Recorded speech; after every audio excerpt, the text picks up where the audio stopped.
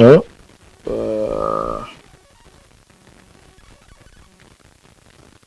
Alors, Guichet Pen. Souba, on aura d'autres invités, Inch'Allah, par téléphone. Avant de pouvoir les avoir un entretien beaucoup plus large et élargi, il viendra toujours avec de bons entretiens pour vous. Donc, nous, on tentera ainsi sur des sujets pressants, d'avoir certaines personnalités de Wahagno. Alsan, Guichet Pen par téléphone. Bismillah, kilifa bi. Ñu ngi leen di ziar.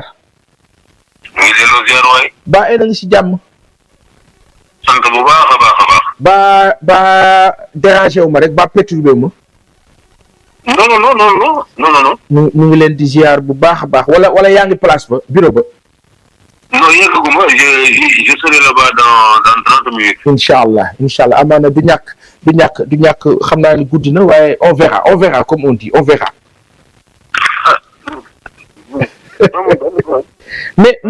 mais kilifa bi.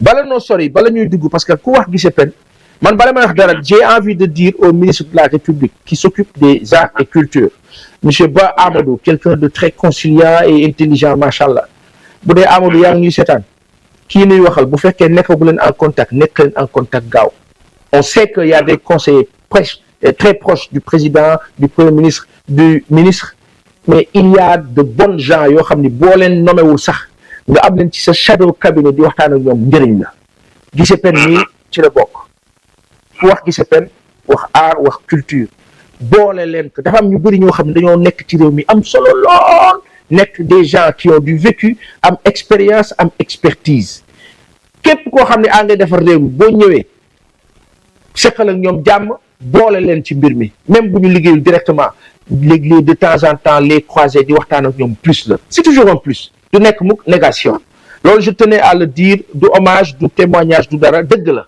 donc dëgg dañu kaa wax beneen bi fi ma bëgg a tàmbalee laaj ak yow kilifa bi Guichet Pen moo di coow université bi nan nga ko gisee laata ñuy dugg ci culture bi. waaw xanaa di ko naxarlu. parce que ku nekk xam na ni étudiant. la ko yóbbu université d'abord moom mooy nekk dans de bonnes conditions mën a am diplôme. oui. am orientation pour mën a engager àdduna. voilà donc loolu moom mooy li nga xam mooy kii. c'est ça. ñi nga xamante ni nag alors ñoom ñooy kilifa yi. seen devoir moom mooy les mettre dans des conditions optimales pour que ñu mën a réussir. yërmande ak assistance. oui. donc su fekkente ne nag dem na ba safaan ndox ci seen diggante. dañuy xool safaan boobu nu mu ko saafara pourquoi parce que ñi nekk université yi. oui. ñoom ñooy yori ji réew mi ëllëg. donc dana réeroo du ñàkk ci ay dëkkandoo. oui. surtout fu mel ni université nga xamante ne daanaka soo koy xayma. man nga ni mooy Sénégal bu ndaw wala Afrique bu ndaw. oui. ndax ñëpp fa ngi daje. solution nag du ñàkk. mais solution dafa war a tegu ci loo xamante ni confiance lay doon assistance ak dëkk. oui. lii moom mooy la base bi nga xamante ni. te li ko mën a seral du ci étudiants yi ñi kilifa yi seen bopp ñoo ko mën a seral. te ni ñu ko mën a seralee it moom mooy nangul xale yi li nga xamante ni. muy si mébét jéem ca lanu ca man. oui. en général université sooy liggéey seen coow yëpp ci mbirum bourse lay doon wala mu nekk mbirum lekk bi wala mu nekk yu mel noonu. maanaam li nga xam ne mënut a ñàkk quoi lay doon. voilà li nga xamante ni mënut a ñàkk donc li nga xamante ni moom lañ bëgg rek pourquoi parce que réew mi ñun ñoo ko bokk. oui. te dañoo am ay responsabilité responsabilité yooyu Sénégal du réewum xëccoo. Sénégal du réewum dëgër. donc xale yi ak kilifa yi faaw ñu jéem a toog kilifa yi suñu mënul lépp ñu jéem leen a ñu jéem cee def la nga xamante ni moom lañ ca mën ndax jàmm am. man sama xalaatu bopp. oui je crois que il faudrait que mu am ce qu'on appelle benn comité de concertation yi xool ak les responsables des étudiants. oui ñu jéem a toog wax loo xamante ni suñu ko tënkee su ëllëgee li ñu tënk ca la ñuy jaar exactement. mu nekk lu définitif. mu nekk lu définitif. c'est ça. man daal loolu moom moo ci sama xalaat te xam naa ni parce que ñun man ñu naa université parce que ñun njabootu université la ñu. dëgg la. soo xoolee ki topp ci man. place ba nu ko fa tuddee je crois que référence la muy Omar Pène. la place Omar Pène xam nga ni place waaw. waaw ñuy fàttali ni mag nga ci Omar Pène. voilà donc te sama papa fa la nekkoon yàgg na ko fa la retraité mu génnee àdduna ñu indi si sunu beneen rakk bi kooku itam yàgg fa lool ndeysaan moom itam yàlla na yàlla seral ay yàq. amiin amiin. donc ñun ay njabootu université lañ parce que fa la daan yéen fa la daan yàq. waaw li ma mën a xamal daal mooy. réeroo mën naa am. waaye ñàkk waxtaan ñàkk trouver ay solution mënul am pourquoi parce que ñun ñëpp benn la. wax dëgg yàlla. voilà. jërëjëf loolu leer na la solution c'est le dialogue échangé defe naa autorité aussi loolu la ñuy sàkku alhamdulilah bi ko ñëpp comprendre alors suñu waxee GICEPEN am na ñaar yoo xam ne daañu ko wax. benn bi c'est les arts et les cultures. mais beneen bi c'est le sport et le football. léegi bala ñuy dem ci culture bi dañuy dem ci football bi Alassane ak Abdoulaye lijjanti leen ma ay image olympique de Marseille. bu ngeen ci am te ñoom Karl-Heinz Foster ak yu yàgg yooyu ñoom Carlos Moser image yooyu wuti leen ko ñoom Abdoulaye Diallo wutal leen ma Abdoulaye Diallo olympique de Marseille. je vais m'expliquer pour ñuy seetaan Abdoulaye Diallo olympique de Marseille moom moo tax ñun bi ñuy doon xale tuuti lool di xaw a xàmme ñu bëgg olympique de Marseille Abdoulaye Diallo tax. tey yow en tant que quelqu'un yow defe naa xaw ngaa football olympique de Marseille jege nga leen. miin nga fa dëkkoon nga fa lan nga nu mën a wax ci historique ci Abdoulaye Diallo ak sa présence foofu ca Marseille. waaw xam nga Marseille. soo ko xoolee dafa nekk la porte d'entrée de la France ci jamono bu njëkk ba pourquoi parce que boobu bateau moo daan dem. oui. bateau bi Marseille la daan wàcc après lañ ko toxal yóbbu ko Toulon. donc mu nekk dëkk boo xamante ni sénégalais yëpp fa ñuy jëkk kii pourquoi parce que d'abord non seulement mooy entrée bi en France mais ñaareel ba itam Marseille dafa nekk dëkk bu cosmopolite soo demee Marseille africains yi ak arab yi ñoom ñooy ñi nga xamante ne ñoo fa ak italiens yeeg yooyu pourquoi parce que dafa nekk ci côte ci Méditerranée avantage yu am climat boo xamante ni moom moo gën a arrangé africains yi pourquoi parce que Marseille soo xoolee mu ngi nekk ci région bu naan PACA moom mooy Provence-Alpes-Côte d'Azur nekk donc dans le sud de la France am climat boo xamante ni africains yi ko donc looloo waral ba nga xamante ni africains yi dañ faa bari. mu nekk nag aussi dëkk boo xamante ni dëkku port la port de Marseille di port de Toulon ci zone bu yooyu yëpp te su nee port rek immédiatement dañuy wax navigateur te navigateur suñ ko dee wax fii Sénégal daanaka saraxule yi ak séeréer yi ñoom ñoo ci ëpp. donc Marseille nekk aussi seen base ndax liggéeyu carnage ak liggéeyu bateau yëpp foofu lañ ko daan defee. mu nekk itam dëkk boo xamante ni seen jikko ak seen tempérament dafa méngoo ak tempérament wu africain parce que dañoo. ay lébu lañu. exactement waaw loolu yëpp nag soo ko tënkee dafay tax ba nga xamante ni sénégalais yi dañuy ñëw ci dëkk ba ba noppi bokk ci dëkk ba parce que ñëwuñu fa rek pour liggéey dem si noonu dañuy ñëw bokk ci dëkk bi. le premier sénégalais bu football à l'Olympique de Marseille dañ koy fàttali toujours moom mooy Yatma Diouk. ñoon Espoir de Saint-Louis moo jëkk football Marseille. parce que nii ci écran bi ñu ngi am Abdoulaye Diallo doon football Niayes de Pikine. exactement. mais avant moom yàgg ma jug moo jiitu ah. Abdoulaye Diallo yàgg ko parce que Abdoulaye Diallo lokot na ko fekkanteel. Boubacar Sarr lokot. te ñoom bañ fa jógee bon ñu mel ni ñoom Pape Fall jaar nañ fa ñu mel ni Gadiaga jaar nañ fa et cetera et cetera. donc bari na daal ay joueurs yoo xamante ni sénégalais yoo xamante ni jaar nañu Marseille. oui ñun nag yàlla defoon ñu nekkoon fa am lool pas-pas ci biir équipe bi man ak sama xarit boo xamante ni dama naan yàlla na ko yàlla xaare àjjana muy Pape Diouf.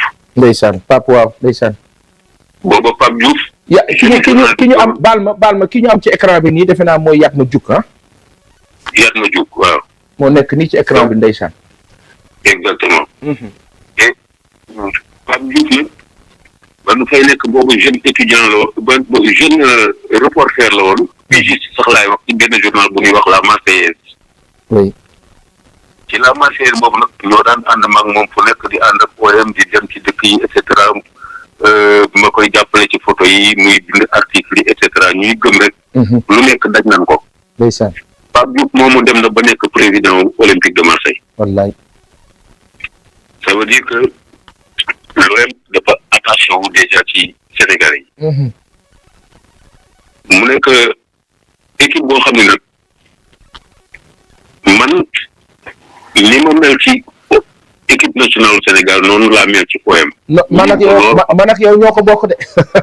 exactement.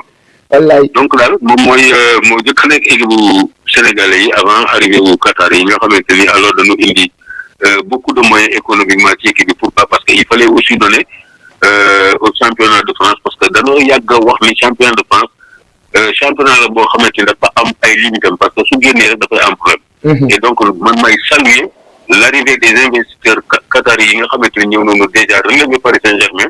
pourquoi parce que noonu mu ko def am na xalaatu ñeneen équipe yoo xamante ni su noonu la ñuy ñëwee looloo tax ba Nice aussi américains yi ñëw fa Lyon Amérique et cetera.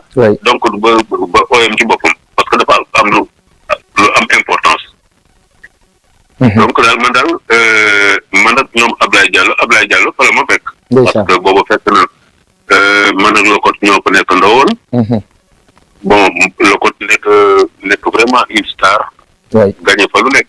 nekk na fa gagné na fa je me rappelle coupe de France ñoom ak Monaco te mook Hector Yazalde ñu dugaloon but yi kooku nekkoon événement boo xam ne Sénégal je crois que télé di soog a génn. mais kooku événement la woon boo xamante ni bu extraordinaire ñu am peut-être ay souvenirs yu bëri. voilà ñu am daal ay souvenirs yu bëri. voilà alors j'imagine que yaa ngi waajal Coupe d'Afrique des Nations. incha allah. waaw yàlla ñu ko yàlla joxaat waaye te mu jig ñu. d'ailleurs à cet effet. maa ngi kuy xool samay page. oui. di nga ko gis benn ay gis bu yàlla sàkk mu dugal benn article boo xamante ni. dafay fàttali xale yi. mais man kaa gis c'est magnifique. voilà te ñun xam naa ni di nga ñu jox autorisation dinañ ko dugal carrément ci Pass TV jël nañ ko. loolu laa ciy jublu. alhamdulilah parce que en direction de la CAN il faut que xale yi xam ni.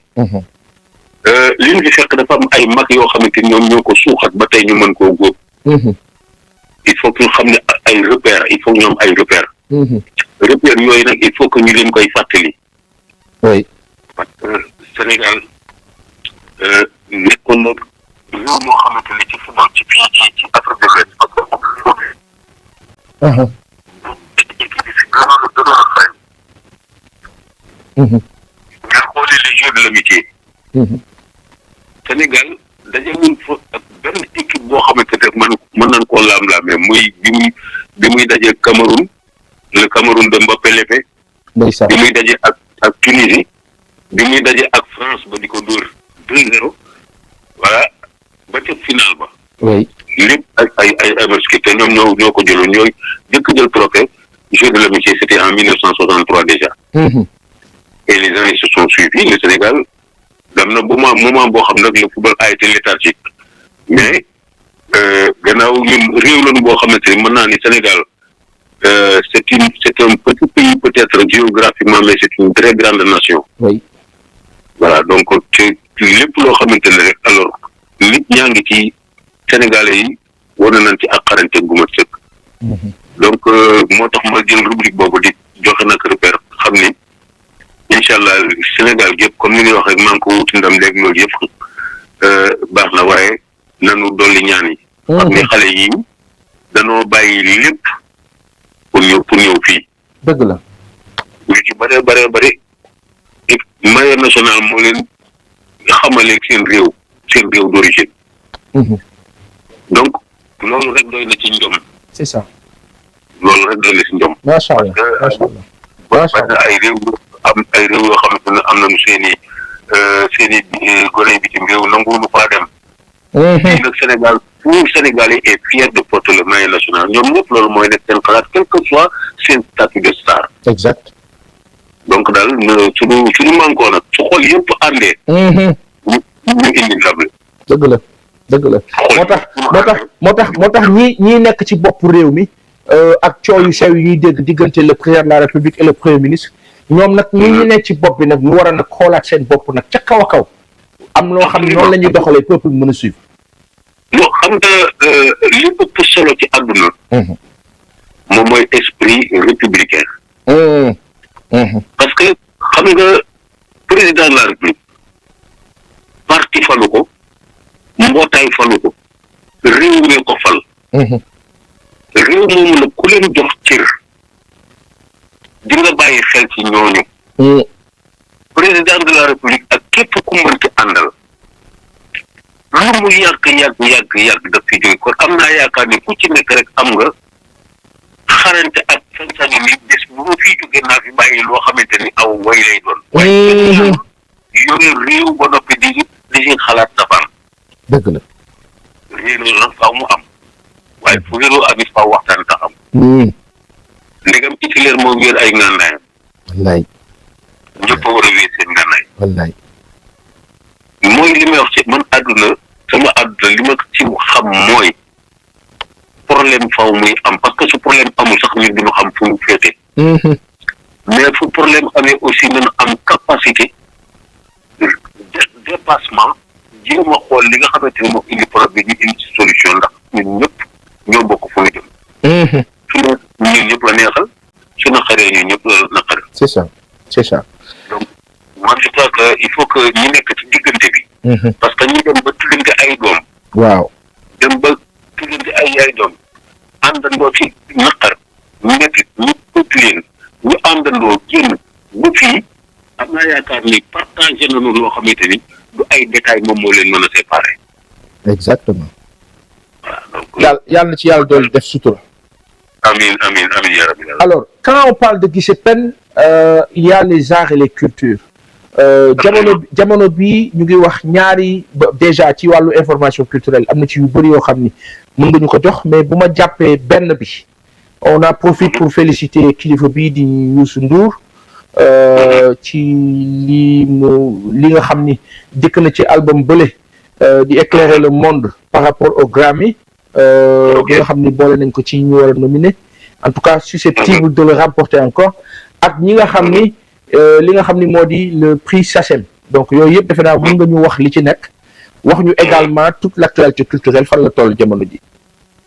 absolument félicitations donc ci sunu compatriote. mu nekk loo xamante ni du lu muy bett ci Youssou parce que je crois que dimension wu Youssou fii mu toll lépp lu mu am rek dañ ko naan jërëjëf rek waaye pour nga wax ko gàcce ngaalaama dana jafe parce que ci dimension bi la.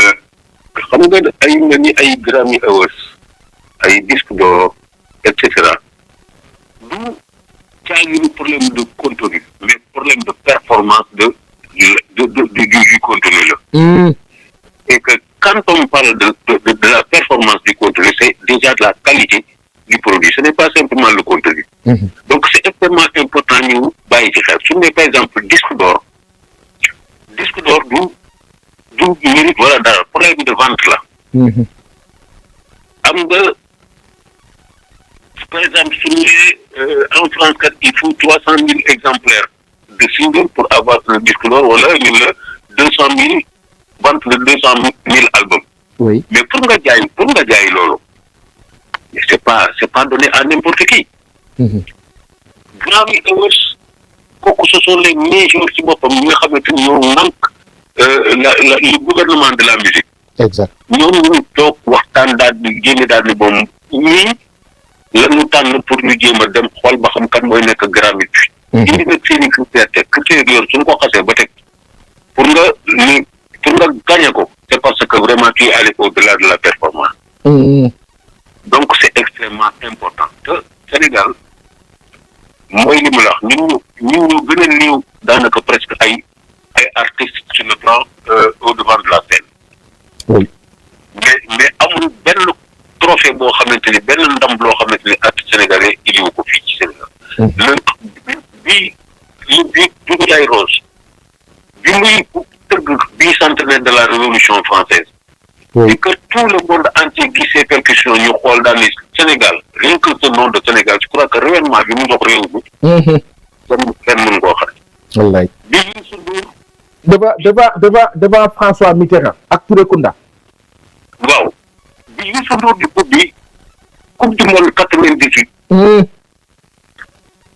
7 milliards de personnes daal di jàkkaarloo ñëpp xam ni kii Sénégal donc ils ont pris le nom du Sénégal. Exact. Je crois que réellement boobu c'est extrêmement important ak ñeneen ak ñeneen yoo xamante ni donc li nga xamante ni rek moom la ñuy wax nanu parce que ay Youssou Ndour yu bëri peut-être ñu ngi làqatu suuf te kenn xamu leen. ay artistes yu mag ñu ngi fi suuf donc képp li ñuy wax rek moom mooy il faudrait que mu am ce qu'on appelle une politique globale publique sur la culture ñu toog waxtaan. parce que comme li may wax rek gis nga la saturation yàgg ci dara dafay ci boppam daf lay saturé.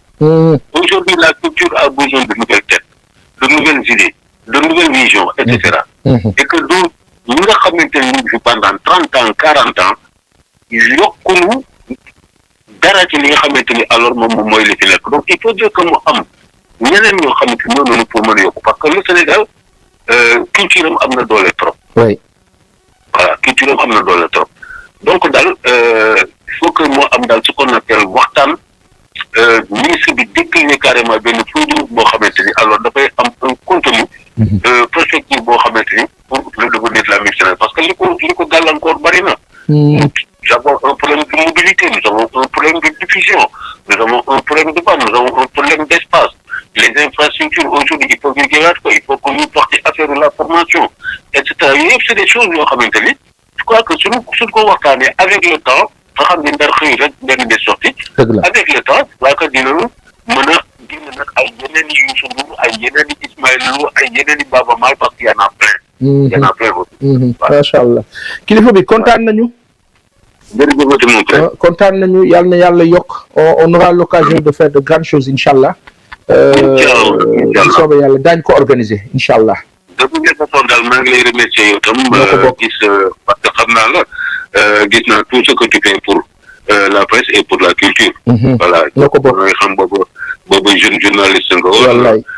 peut être immeuble Cheikh Anta comme vous pouvez en face immeuble Massamba Mbacké Pétavin. voilà immeuble Massamba Mbacké nga nekk un jeune journaliste yow ak ñoom Samuel Ndio. wallaay le Camerounais là. ndeysaan. donc ça ne date pas d'aujourd'hui ça fait plus de 30 ans. wallaay ndeysaan. ngay nekk nag aussi accompagné nga artiste bu nekk fii ci àdduna muy Youssou Ndour muy Pape Diouf muy ki ne tout le monde qui a toujours œuvré pour au moins que culture avancée yow tam je crois que am nga mérite boo xamante ni nit ñi war nañu koy wax parce que Pa Assane Seck dañuy dem ba fàttali ni Pa Assane Seck c'est un journaliste dañuy dem ba yaakaar ni Pa Assane Seck c'est un manager un producteur et cetera dans le monde de la musique donc daal nous avons le même combat te xam ni alors ce combat là soo koy def da nga ci dul xaar kenn xanaa ñu fekk si la wallahi waaye nag voilà donc en tout la culture en amont pendant et après et en aval exactement toujours voilà merci jërëjëf merci beaucoup jërëjëf bonne soirée jërëjëf